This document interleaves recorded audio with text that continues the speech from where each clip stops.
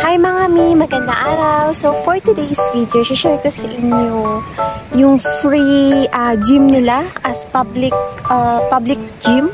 So ito lang po yung mga bahay. So nandito tayo sa isang town sa Australia, sa Sydney. Sorry.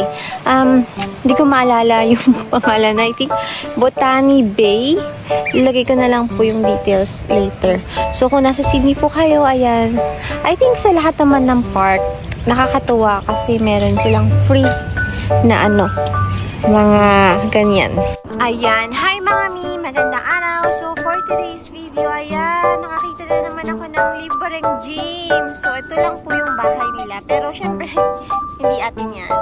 Ito, nakakatuwa kasi meron silang step-ups kung nagtitipid po kayo at nandito kayo sa Sydney. I think most of the park meron mga ganitong libreng gym or mga simple exercise lang. Ayan, for balance.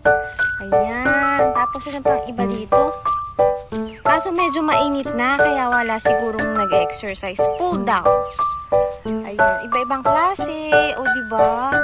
I think isa sa mga, naman to, taxes na pupuntahan. Kasi mahal di naman masyado mahal ang tax. Kasi nata-tax refund naman. Pero at least somehow, nakikita natin kung saan napupunta yung tax. O, ayan. Parallel bus. Ayan, medyo mainit na nga lang. Kaya wala. At siguro na sa trabaho mga person ngayon. Ayan lang yung bahay nila, oh. Tapos, yung beach, nandun lang din po sa sa gilid. Sa kabila. Yan. That's all.